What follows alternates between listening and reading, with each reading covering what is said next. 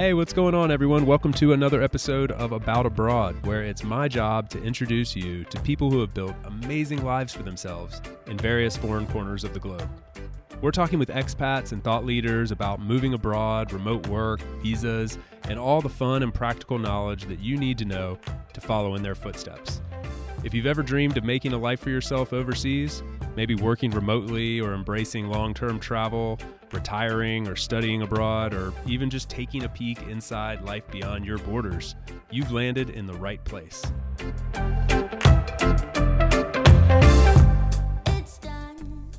My guest today is my new friend Weh'yee Barkon, who joins me from Senegal, but he's originally from the U.S. and has traveled around the world quite a bit, settled here in West Africa a few years ago, and has really found himself a home away from home. And so it was really interesting to dive into Senegal with him. It's the first time we've discussed Senegal in depth on this show. And as you'll hear, we both have had really great interactions with people from Senegal. And so it was fun for me to learn a little bit more about what's happening there, why he loves living there, making the move from the US to Senegal, and then also just all the opportunity that's happening on the African continent, which he's helping curate a lot of this, helping with economic development, matching opportunities with jobs there, and pairing those opportunities with people around the world who are looking to invest in Africa. So a lot of cool things moving around Weh'yee's life, and I had a lot of fun diving into all of it with him in this episode. I think you guys will enjoy it as well. Please help me in welcoming Weh'yee to About Abroad.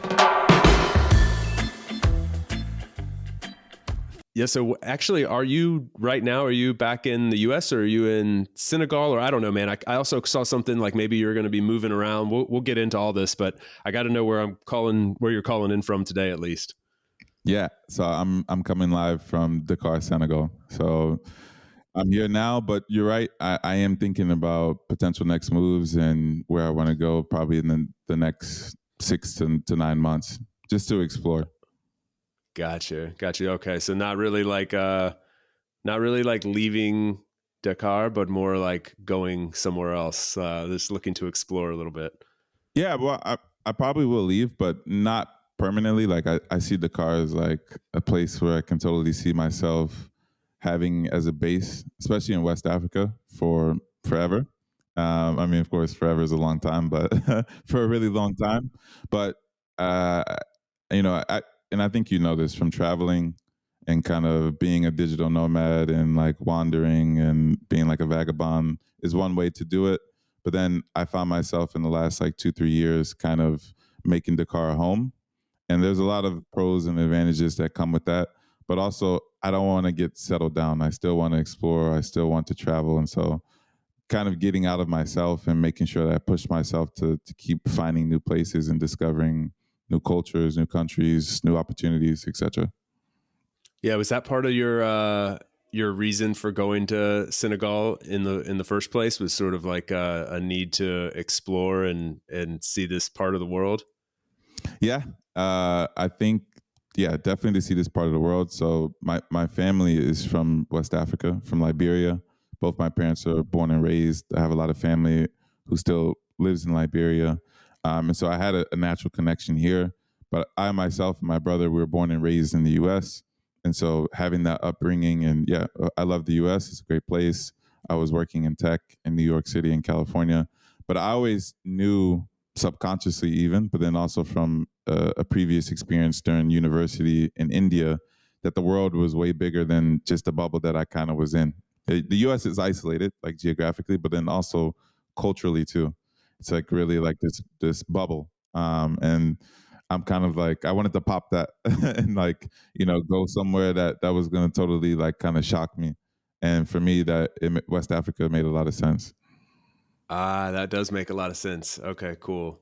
I can totally relate to you on that. I think we tend to, I don't know if you agree, but like when you grow up in the US, you tend to think of it as like this massive expansive space and very quote unquote diverse in its own, like, you grow up hearing things like it's a melting pot, right? Or like we're a land of immigrants and like everybody's from somewhere else.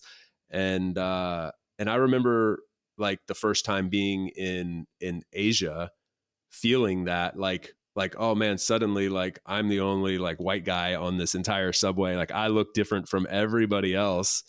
And I'm from a world where that's, you know, that melting pot thing, like that really smacked me in the face. And I realized like, okay, there's some truth to that. But at the same time, it is like a giant bubble.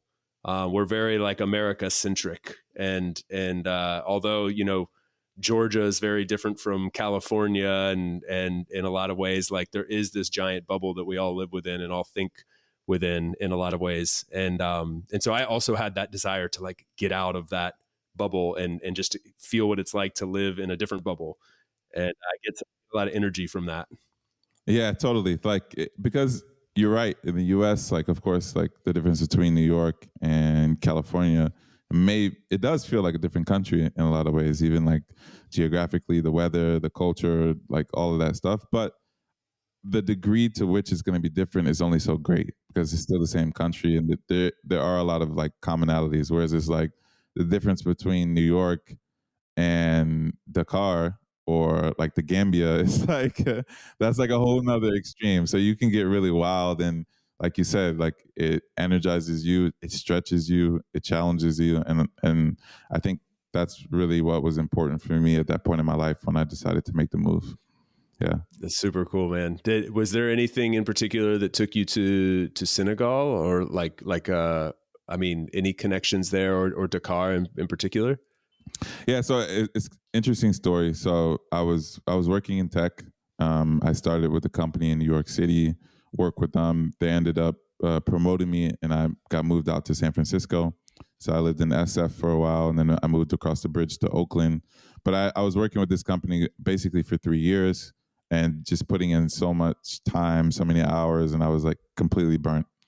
And so I'm kind of crazy, I guess. For some people listening, maybe it's not crazy, but for me, and a lot of people I talked to, I bought a one-way ticket from California to Casablanca, Morocco.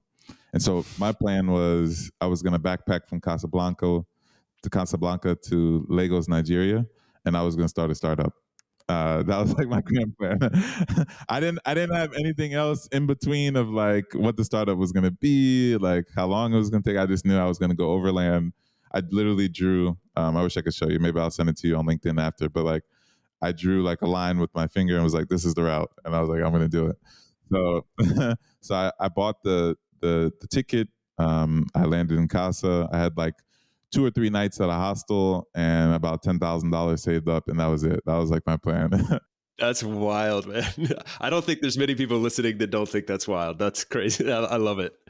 Yeah, it was wild, but at the same time, like pretty low risk, right? Like at that point, I was married, no kids. I had the savings, which was enough. Yeah, it was really a point where I felt comfortable to do it. Whereas now, like I would think twice about making that kind of move, but for sure at that time, it made sense. So yeah, like I spent time in Morocco, but I actually ended up going through Europe, ended up in Turkey for some time, came back to Morocco, and then I got back on the path, and I started going south. And what happened was, when I entered into Senegal, I was volunteering at a nonprofit, working with vulnerable women and children, and I started learning French. I started learning the language, and then I also started doing some like micro investing here. And this is right around the same time that COVID happened. And so, in the mix of me getting comfortable in a place, learning the language, investing, and then once in a lifetime pandemic that kind of trapped me there, like I really felt a stronger connection here, and I started to have some things going, which ended up having me stay longer than I would have originally planned. Ah, got you. That makes sense, man. That had to be wild being so far from home and having to experience the pandemic. I mean, that everybody struggled in their own ways during those couple years, right? And so it's like that struggling doesn't make us unique, but there's a different set of circumstances when you're far from home, far from your comfort zone, different language, different rules, laws to navigate. I mean, I personally spent the pandemic in Spain, but I had already been living in Spain for 2 years, so I was somewhat settled. I can imagine. Correct me if I'm wrong. I can just imagine that might have put a different spin and different perspective for you. Yeah, no, definitely. I mean, for me, I had been in Senegal for about 6 months, 5 or 6 months, like when the people started, like basically early 2020, when people started being like, okay, this is actually like a bigger issue. So it, it like it's great traveling and being abroad when everything's fine, but when there's something kind of scary like that, if you can think back, no one really knew those first 4 months of the year. It's like really even the first 6 months, no one knew what was going on, what was going to happen. It was a little bit more scarier than if I was in at home in North Carolina, right? Like I was freaking out a little bit, and then culturally too, I found Senegal and some parts of West Africa in general to be a little bit more of a aggressive, straightforward culture. And you start thinking about safety and like what is your escape plan if you need to, and like those are things that if I was in the U.S., I wouldn't even have thought twice just because I know it and I'm familiar with it. Yeah, there's so many things like that, right? Like you sort of feel like an infant in a way, a lot of ways. Like when you're abroad, obviously in a pandemic, it's a whole nother situation. But there's so many times where you're like, I would just naturally react to a X, whatever X is. For example, like how to go buy the process to go buy a car or to get prescription drugs at the pharmacy or to get a driver's license. Even like Not when buying you're there. groceries, it's just like even like where do I get some eggs, or like if you're just fresh there, like how do I catch a cab, like what's the price, like do I have to negotiate? All that stuff is like turned upside down, and it's like, but that's part of the fun of it too. I don't know if you felt the same thing in your travels, but it's like it you kind of discover who you really are, and like being put into a new space like that, you have to grow, otherwise you won't get the eggs or you won't get the driver's license. Like you have to do different things. I totally agree with you, man. And in fact, I kind of am like a junkie for it. Like I find myself getting very bored when I'm back home because there is no challenge to the mundane day to day tasks. So I kind of like actually crave it and get energized by having those challenges placed before me. They're fun to overcome, forces you to try to speak other languages, and you feel expansive in that way. And yeah, I don't know. I actually like, and I had a conversation with a friend. Funny, you were talking about like being in San Francisco and moving to Oakland. A friend of mine who might be listening to this show right now, he did the same thing. He had moved abroad, lived around the world a lot, and he moved back to the Bay Area. And after like a year, he was like, dude, I'm so bored because there's no challenge. Like I know exactly what to do every single day with every element of life. And I need that friction in my life to actually enjoy the day to day. Yeah, totally. Yeah, it's I'm kind of mixed, and I can totally get that. Like I put it like this: definitely being back in the U.S., I get that. I think that's the extreme example of it because it's like born and raised. That's what I know, like inside and out. There's literally like zero friction. But it can be nice, like getting comfortable in a place that's different than where you were kind of born and raised. Like for me, the car is still there's still enough friction where it's like kind of mildly fun and energizing and exciting, but like it's just more comfortable. And I think that's back to your first question. That's why I'm thinking about like, all right, I want a little bit more friction. Like, let me go somewhere else that's gonna like rough me up a little bit. So I can see both sides. Absolutely, man. Yeah, I'm totally on the same path with you, and coming from the same place. I really am craving at this stage in life a home base. I've kind of had that for a while now. Like I sort of transitioned out of a nomad phase a while back, and I like having my home base. I like having my routine, my friends, I like my co-working space, and then just kind of using that as a jumping off point. And experiencing slow travel in a handful of different places every year, but always having my place abroad to come back to, and with that mixing in time to spend time with friends and family back home. That's become a more important aspect for me as well. Yeah, so no one-way tickets to Tokyo or like Kampala or something like that for you? Not at this stage right now. I mean, I'm not gonna lie to you. I get very tempted though. Like those feet get itchy at times, and I'm like, I'll see there's some places in the world that I just like haven't visited yet that are just like looming over me. Like you just feel for some reason like I just have to get there and go do that and see that. And sometimes I'm like, I may or may not have an addiction to scrolling, kayak or Google Flights and just being like, oh dude, it's only like $150. Like I could just get that right now. Yeah, totally. uh, Nah, I get it. I get it. Yeah, I think for me it's like the because I'm very much like that. And I think it's not a question of like, do I settle down and kind of have a home base, or am I just a complete nomad? I think you can do both at different times and stages in life.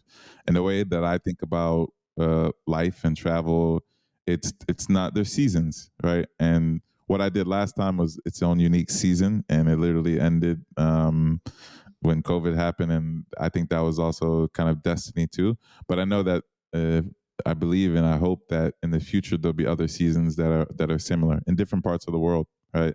And so it's not like I have to choose I'm settling down on a base or I'm just completely wandering like a nomad with a backpack and nothing else. Like that season will come again, and I'll enjoy it to its fullest when it's there. And then there'll be seasons like right now where I'm a little bit more settled and have a base. So it's just, I think it's really about designing the life that you want and need for that moment, and enjoying it to the fullest for what it is.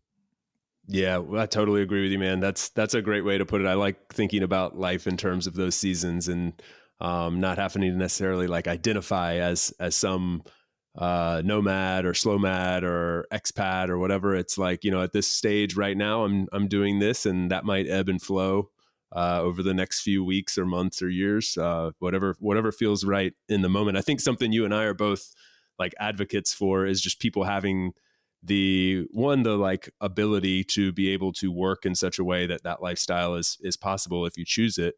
And then two, also just like taking that leap of faith, and whether that means like 2 bullet points on a pad and a map sketched out of going to Casablanca and starting from there, or like having a full, plan set aside to say, hey, I'm going to go travel for a year or 2 years or whatever. I think it's just like having that ability and the mindset that, hey, this is possible in this day and age is the key. Yeah, it's so key. I mean, in so two parts for sure. I agree with that, but then also like having the courage to actually take that jump and leap, because there's so many people that I've talked to who they completely get it. It's possible. They even want to do it, but I know just speaking with them that they probably never will. And I don't really know what that last 10% is, but maybe it's a little bit of craziness, a little bit of courage, a little bit of circumstance. But you gotta, if it's what you want to do, you really just gotta take the leap and have faith that you'll figure it out once you do. Yeah, totally agree, man. I'm very curious because I haven't been to Senegal before, and I have heard amazing things from the people that have traveled there. I believe, as far as I know, you're the first person I know that's moved to Senegal from abroad. But living in Spain for the last 5 years, I meet a ton of people from Senegal.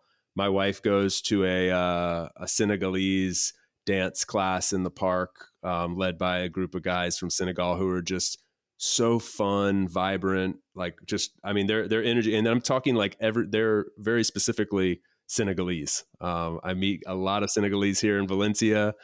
It's very, very interesting. Like, you could meet people from all over the world, but there's a lot of people from Senegal here.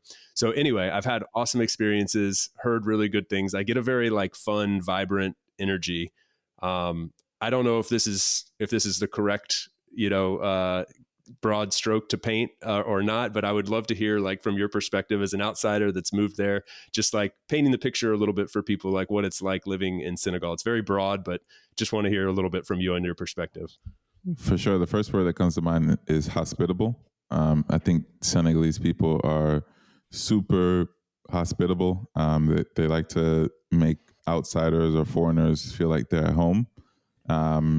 In sharing their culture, sharing their religion, even sharing their country for sure. And so you definitely feel welcome, and like people are curious. I think it's interesting because there's many different Senegals depending on what part of the country we're talking about. Just like there's many different Americas, and I'm sure even in Spain, like there's a general culture and like vibe and feeling. But let's take Dakar, for example, the capital really is a quite vibrant hub with a mix of people from all over the world. And the reason is because Senegal is, as a country, historically been super safe in a region that has had a lot of turmoil and civil war and insurgency and revolution, even and dictatorships. Right, Senegal has also been always been a source of safety and security. And so, for that reason, there's a lot of nonprofits, NGOs, IGOs, like these government agencies who want to do work in the region, who will set up base in a safe place because it makes sense. They can use it as a launching point to get to more troubled areas that are surrounding. So you get a lot of mixed like crowd, like French. There's a lot of Americans. There's a growing like Chinese population here. Of course, other Europeans, and very heavily a lot of other African countries. And so that gives Dakar its like own more like metropolitan, like big city kind of vibe. But just imagine that in the Senegal context. So there's like water all around, like beautiful beaches. People like, if you go to restaurants, they literally catch fresh fish, bring it up, and then you can pick the one you want, and then they put it on the grill. Like music, dance, like art, a lot of colors, a lot of like chaotic energy. So like it's like all of this mixed together with all these people, and it makes this like really exciting and like fun kind of tropical feel. But then I can go 2 hours south, and it feels like I'm in a beach in like the south of France, where it's just like completely like perfect, pristine, like virgin beach, untouched, beautiful sunsets, the waves, like little local cafes where you can get like coffee and watch sunset or whatever. So there's all of that, and then on the other side, like agriculture and farming. Once you go in the interior, just like open land where you have people who are doing like onion farming or like cattle and goats, up to the north, which is more dry. And it's like you kind of get like a desert North African type of feel. And you even see like the ethnicity in certain parts of the country. Once you go more into the interior, it starts to change, and you have more people look who look differently, and they look more of like the traditional North African lighter skin, because the climate is different and they settled that part of the country. So Senegal is an interesting point, being like the furthest Western country on the African continent, but then it's also where the Sahara Desert ends. So if you actually look at a map, you'll see that the north of it is like really dry and it's close to Mauritania. But then as you start to move south, past the Gambia into Casamance, it gets really green. And it's like more like jungles, sub-Sahara Africa, which I haven't been to Casamance yet, but I've heard that's a completely different vibe too. So I said a lot, but I don't know if you get what I'm saying. It's like it is a lot. Is what I want to say. It is a lot, man. I mean, I It's asked you to fun. describe an entire country in one question. Like that's a lot to ask. No, but I Yeah, mean, I hope I I did a good love it. job. Yeah, you nailed it. The like one of the things that always sticks out to me, and maybe you can relate to this, like growing up in the U.S., coming back to that, like it's a huge piece of land, and so when we think about going from like, think about like going from the beaches of Florida to the Rockies, like that's not just something you just do very often. And you're talking about like going from like jungle to like pristine beaches to like metropolitan cities, like all in a fairly condensed area, comparatively. And this is one of the things that I've really come to appreciate. And it sounds like from your answer to my question, you do too, like this diversity that you can have in a relatively small space, like being able to just go down to the weekend to the jungle, or the next weekend go to the to the pristine virgin beaches. Like this is such a cool thing that I find in a lot of places around the world, and I think that like diversity is something that's come to mean a lot for me, I guess, as I explore new places.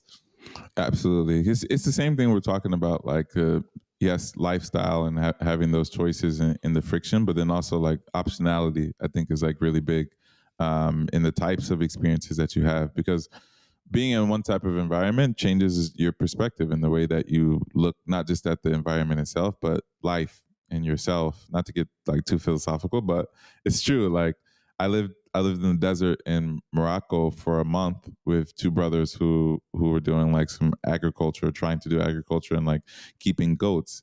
And like being in a place that isolated and quiet and still, like at the end of that, I had like the zen and peace that like, like if I would have just stayed in Casablanca, like I wouldn't have experienced and found that.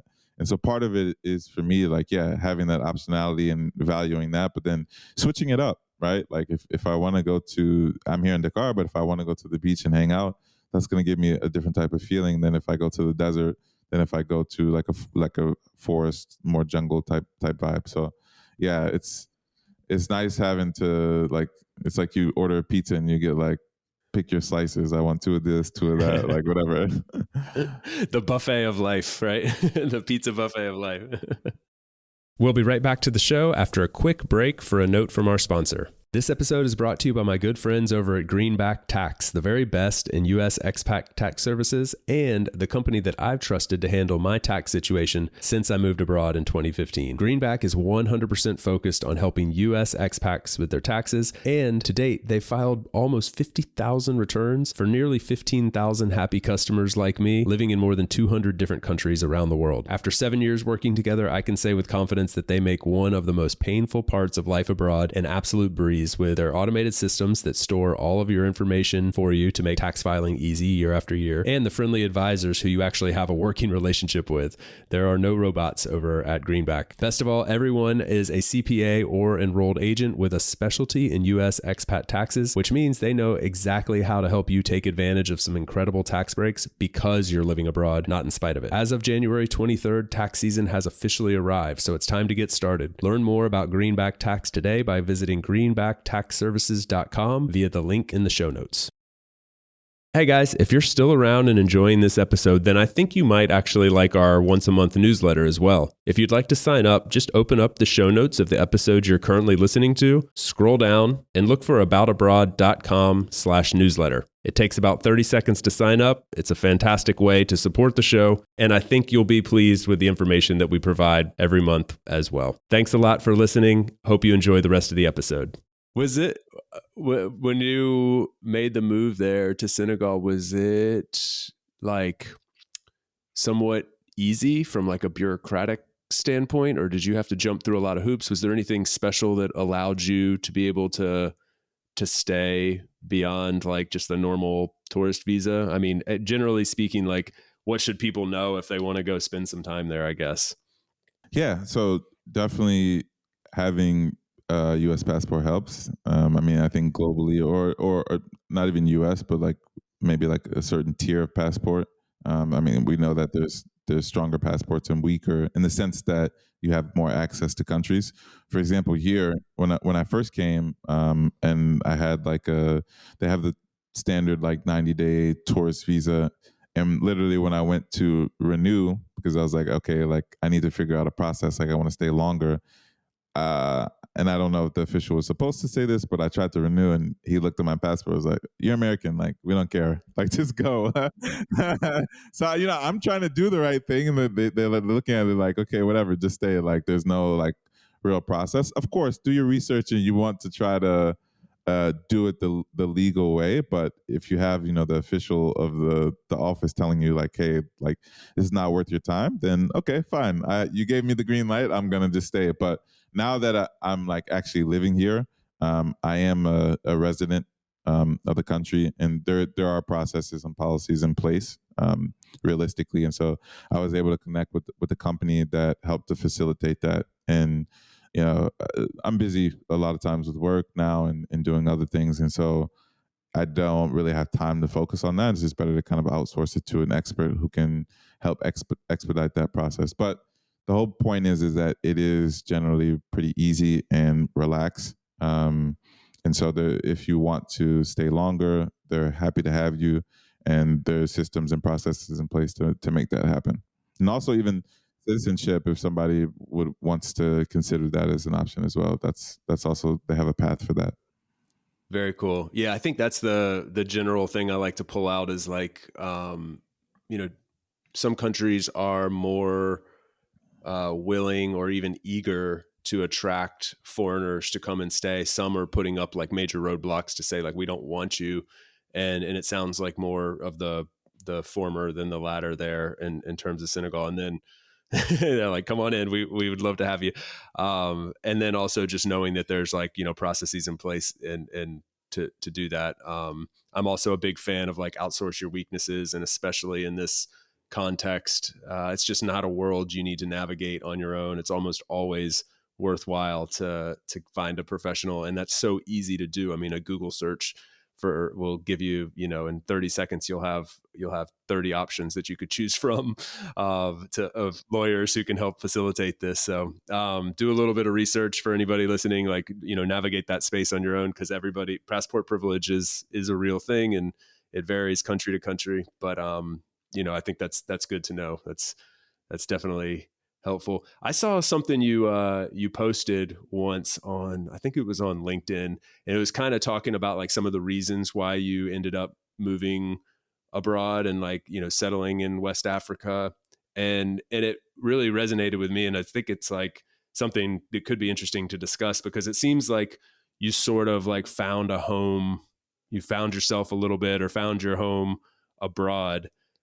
Which I think is contrary to what a lot of people think when they think about leaving their home. They're worried they're going to like miss a part of themselves, but it sort of seems like you found a part of yourself. So I don't know if that's hyperbolic, like if that's too strong to say, but I would just love to kind of dive into that space. I don't know if you know the post that I'm referencing, and we can look it up and find it.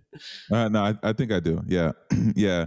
I think I think I know exactly which post you're talking about.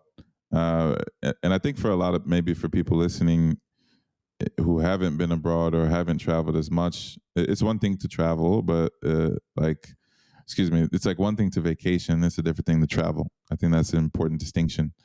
And so, yes, we've all been on vacations and spent fixed amount of times in different countries and parts of the world.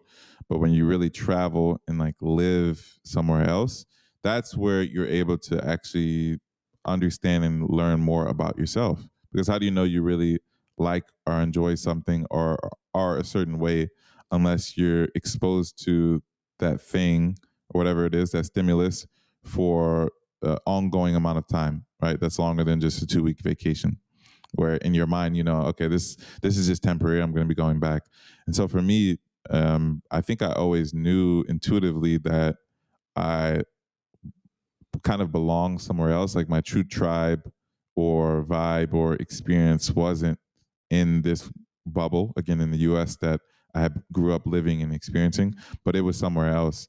But it wasn't until I went abroad in university to India for a summer where I really realized, like, wow, like I made connections and relationships that I had never made in the US. I tasted food and saw like geographic things and like had experiences and interactions that I've never had in the US that I love and like that really excite me and like make me feel alive inside. Right? Maybe the US isn't it. Like maybe there's like somewhere else that is like my home, that is the place that I want to be. And so that's where it really started. And then as I started traveling more and I went on this trip, I started to realize that like, hey, yeah, like West Africa is a part of it, but I think I'm an anomaly in that it's not just West Africa. I think it's the world. It is going to different places at different seasons and times in my life, and living and experiencing that on a global scale. And I think that's the future of life in a lot of ways for some people. If they want, you do have the ability to live in a single calendar year in multiple countries, and do business and work and help develop multiple parts of the world. And I fit myself into that bucket, and that's kind of what I'm doing here in West Africa. But it's also the reason why I'm continuing to look around and see what else is out there.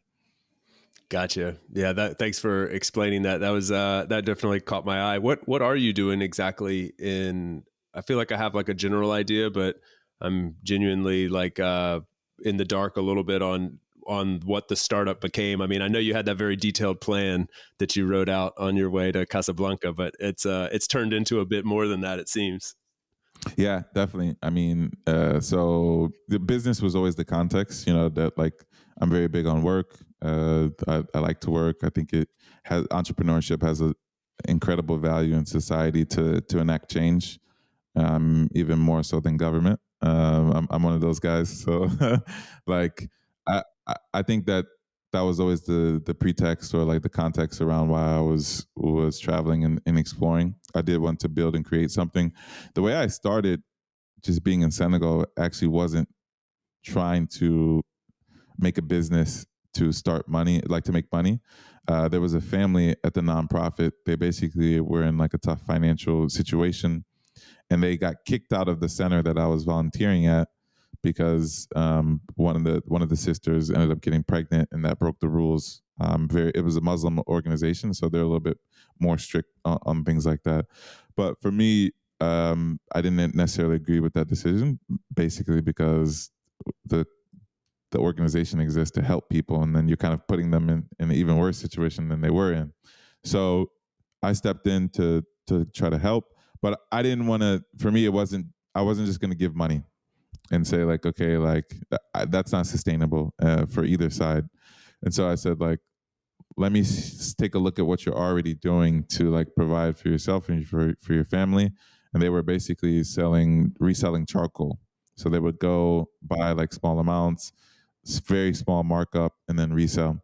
And so I was like, okay, you're buying little by little. How much more can you make if you buy the whole bag in bulk? And it was like incredible. Like it would be like 50% more. And I was like, okay, well, let's buy the bag. And that's how it started. Literally, it was like, and as they started selling, I was like, oh, like this actually is like, we're making some money. Like this is working. And so that's when I kind of went down the rabbit hole, and started doing more experimentation. And I was like, wow, like actually I wasn't even thinking about business. I was still in like nomad travel mode. But then I started looking at like some numbers, and I started doing experiments, and it went from there. Now today, completely, this is like 3.5 years later, in a completely different world. Recently started a company called Internally that is helping to bring remote jobs to the African continent. And that's like my main focus, which is taking up, I would say, like 90% of my time. And then there's still another 10% that is really experimental, still trying to do things on the ground here. Very cool. Is that 10%? Would you put it in the classification of like microfinance, or is it somewhat like financing small businesses that could grow into something more like entrepreneurial and successful for locals? Yeah, I wouldn't say it, because we're not specifically like financing individual entrepreneurs, but yeah, partnering with some really small entrepreneurs. So yeah, you could kind of say that. Like for example, one project that recently came up is like there's a guy, he's in a village that's like 2.5 hours from here, and he has a space to do chickens, like poultry farming, but he doesn't have the capital to like get started really, and we don't have the space, but we have the capital, and so it's like, well, let's team up, and so we're doing like a small experiment with 200 chickens to see how that works. So yeah, that's kind of like microfinance, and like we'll see what happens. It's like low risk. I think 200 chickens are less than $1,000, and if it works, then we can talk about next steps. So yeah, just continuing to try to push the envelope and see what can work and what can help us, but then also help the local community. Is there a like a charitable aspect to it, or is it like purely entrepreneurial based? It sounded a little bit charitable, but I haven't heard you say that, so that's why I'm curious. No, we're capitalists, so we Yeah. definitely want to make profit. I mean, like I think for me, I think capitalism, the true pure capitalism, right, which I don't think exists anywhere in the world. I think like if you look at the philosophy of it is like socially good, if done well, right? I think it has real power to change lives and to help people. And so, yeah, I think there's an aspect where we want to partner with local people. We want to build something that's going to provide jobs. We want to bring economic and financial opportunity, but definitely we want to turn a profit. Long term, I do see a world where there is more direct social good, nonprofit, things like charity type work. But in the near term, no. I think Africa is rising as a continent, and if you come, if you're listening to this, you'll feel the energy. You'll see the entrepreneurship. You'll see the hustle that I think we've lost in a lot of Western countries that are kind of more mature markets, as we call them. It's less raw. Whereas here, it's like you go down, somebody's gonna run up and try to sell you something, like, and I like it. It's fun, and everyone is an entrepreneur, and a lot of times not by choice. There's a lot of forced entrepreneurship because the job market is just not as developed. But when you have that, you have really smart people working on problems that typically they wouldn't be in a different country, and you get innovative solutions, and you start to see products and services that come from the ground up that really end up building to be something that makes a huge difference at a large scale. Yeah, there's something really energizing about being in an environment like that. Like, if we're pretty comfortable in a lot of Western countries, that like the older generation would look down at the younger generation and say you're lazy, and back in my day we had to do X, Y, or Z or whatever. But when you're in a place that's on the rise and is not already at the top of the mountain, I guess, like, so to speak, it's like there is a different vibrancy when you start talking about entrepreneurship, and even the way like governments are approaching things, and the like society is operating at a different speed, and that comes with some pros and cons in the midst of that rise. But it can be a fun wave to ride. I think when you're there, it seems like I can gather from you like you're feeding off that energy and enjoying that ride. Yeah, absolutely. I mean, like, when's the last time you were able to just like buy 200 chickens and start like poultry farming? Like, I think from a regulatory standpoint, you can't even do that in the US. Like, there's rules, there's like, it might be illegal, right? Whereas here, it's like, just jump in, and it's like clay, like just start building and creating. So I think for people who are looking for a more raw environment, they're more like risk takers, and they like that freedom to just move without so much friction. Yeah, it's really fun. Otherwise, if you're like a stock guy, or you want to like invest in bonds, or like that type of thing that's a little bit more like secure investment, you'd be bored to death here. There just isn't that type of market. But if you're more raw and you want to start businesses that make a difference on the ground, then totally you're going to be in heaven here. Yeah, I love that, man. And talking about your business, like helping facilitate finding remote work and pairing those people with companies, like what's the could you go a little deeper on that? Like, is it a marketplace? Are you training talent? Are companies hiring you to match them with people? Like, what does that ecosystem look like? Yeah, absolutely. So right now it's more of an agency model. So we're building a talent pool. We really want to focus on Africa's top remote talent, but also not just remote. I mean, I would say 80% is remote. The last 20 is people who are okay with working in their home country or wherever they're located. But we want to focus on the best and helping to match them with companies who are also either African startups and companies, or companies who want to launch here on the continent, right? So let's say, like, for example, I connected with a guy who has a startup in New York City, and he actually they've had success in New York, but they want their next launch location to be Nairobi. Because the thinking here is that if they can get proof of concept in two completely different major metropolitan areas across the world, then that's enough of a case study for them to approach venture capitalists and go on to raise like a bunch of money and like make it a much larger company. And I think that's a really compelling argument and use case. And he got in touch with us because he needs help. He needs local talent who understands the Nairobi market down to the specific neighborhood. And we're kind of uniquely positioned to be able to help with that because we have been actively building a talent pool for over the last 6 months of people who fit that profile. And so we're really working hard to be able to help companies launch successfully with local experts. But then also, of course, we're open to people who just in general want outsourced help. And so, we've been talking to people who live in the US, They're looking maybe just for a standard like virtual assistant. We're happy to help with that. And there's a lot of benefits that go into that. But then also African startups who are here and they're having trouble hiring or finding the right talent to fit the position they're looking for. That's a huge challenge. And so we're happy to help with that too. So that's kind of like the model. We really want to help build the continent, but the biggest thing for us is helping to bring remote jobs. So whether that's domestically with a company who wants to launch here or with a company that's abroad, we're kind of agnostic when it comes to that. It's just as long as we can bring remote jobs to the continent, that's what's most important. What's the local reaction like there? Like, is it? Well, let me stop there. I'll just ask the question. The local reaction.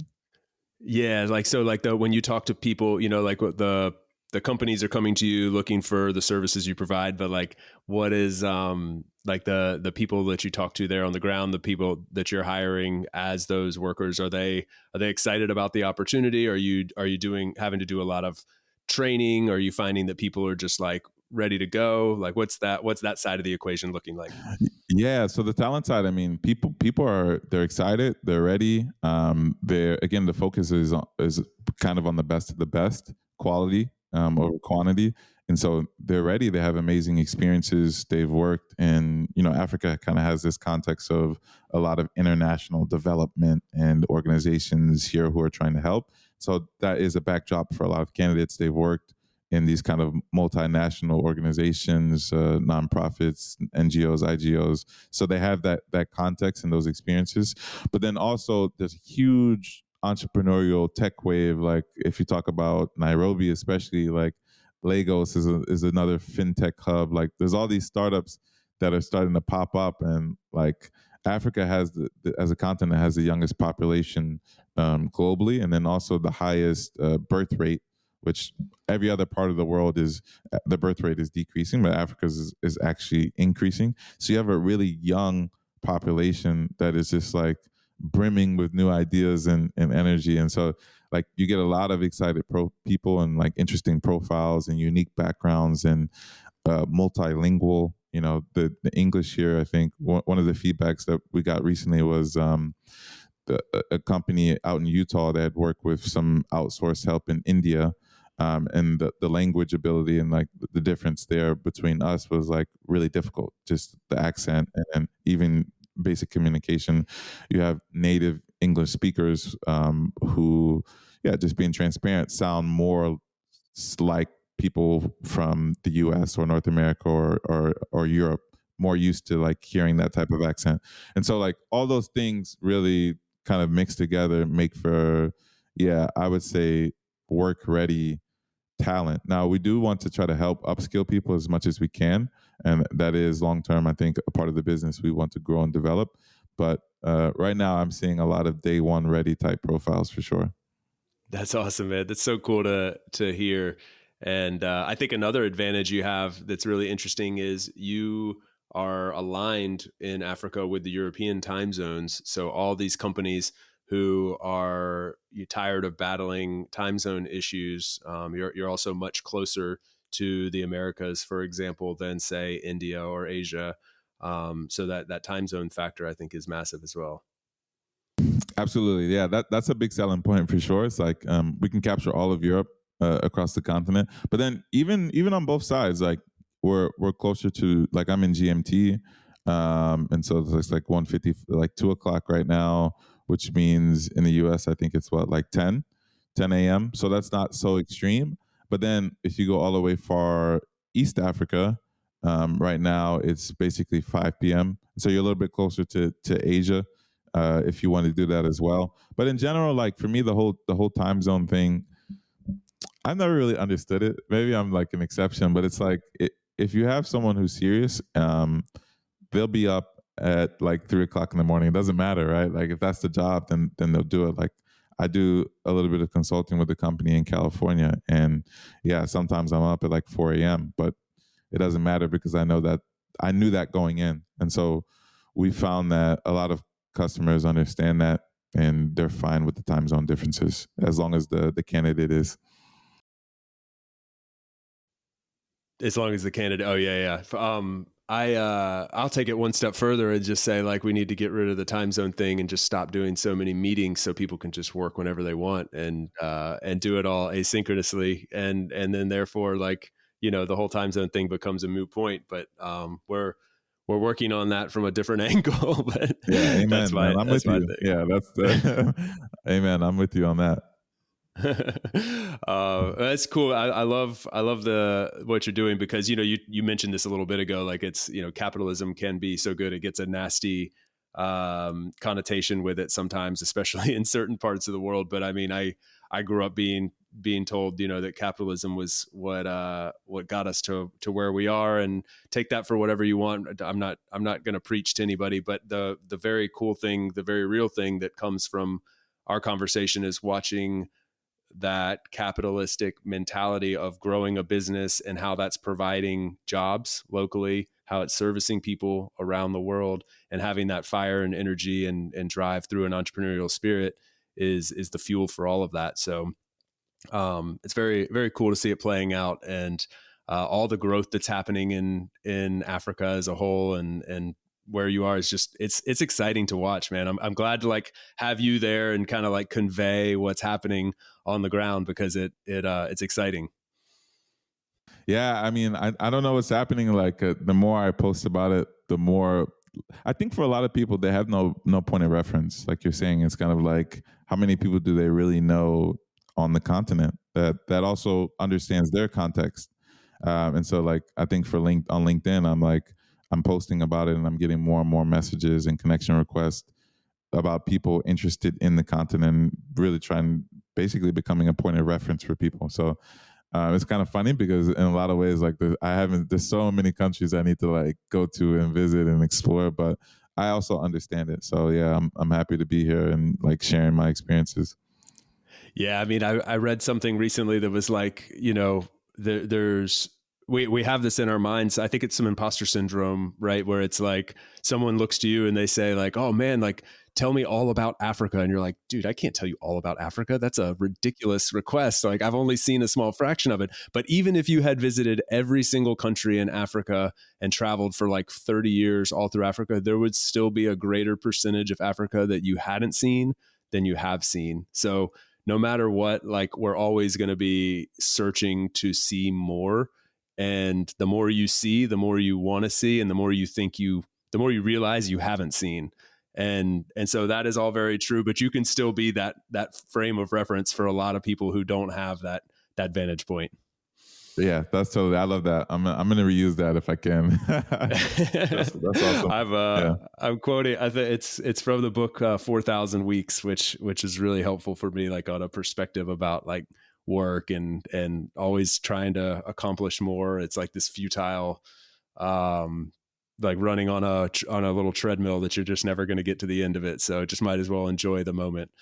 Cool. So anyway, I'm gonna check that out. Yeah, 4,000 Weeks. I think you'll enjoy it based on what we discussed today. Yeah, man. Well, I've thought this was like a lot of fun. I really appreciate everything you shared, and would love to continue to follow the journey. Did we miss anything? Anything else you want to get to before we wrap up here? And if not, just go ahead and drop some places where people can follow along and learn more. Any links or profiles they should connect with. We'll also put those in the show notes. Okay, yeah, for sure. Well, no, I don't think there's anything that we didn't get to, but just everyone listening can connect with me on LinkedIn. That's the best place to get in touch. If anything I said sparked your interest, you want to connect, talk more, ask questions about Senegal, my experiences here in Africa, internally as well. So the link to my LinkedIn, I guess will be in the show notes. So you can click that, or you can also just search my first and last name. Nobody else has that name, so I'll pop up. But then also, yeah, if you're interested in potentially launching here on the continent your business, or if you're an African startup or founder listening to this, or you just need outsourced help, you can go to our website, internally.co. And yeah, you can get in touch with us there. Somebody from the team will be in touch and we can help you out. But that's it. Other than that, Chase, I mean, it's been awesome. it flew by. Like I thought, I don't know. I feel like we've been talking way longer, but it went really quickly. So yeah. I'm glad, man. I'm glad I didn't bore you to death with my questions. I was looking forward to it. I feel like there's a lot of synergy there, and just love what you're doing. We didn't even get to this, but we went to somewhat rival colleges back in two different ends of North Carolina in the U.S. So we're like, handing each other the olive branch here, but no, it was awesome, man. Yeah. Thanks for stopping by. Everybody check those links in the show notes. Follow along. I follow you on your social channels. It's awesome. You're very transparent and building in public and sharing the journey, which is a lot of fun to watch. So thanks again, man. We'll talk again soon. All right. Thanks, Chase. Thanks for tuning in today from wherever you are in the world. Once again, I'm Chase, and this has been another episode of About Abroad. For those of you wondering how you can best support the show, I have made it super simple for you. Just go over to the show notes of the episode that you just finished listening to and click on one of the two following links. aboutabroad.com/newsletter to get our monthly newsletter, no spam, guaranteed, or ratethispodcast.com/aboutabroad, where you can quickly and easily leave a review for the show. It's not just important to me, it also helps more wanderers just like you find us. Finally, don't forget to subscribe on your podcast platform of choice, and we will see you again next week. Thanks again. Hasta luego, amigos.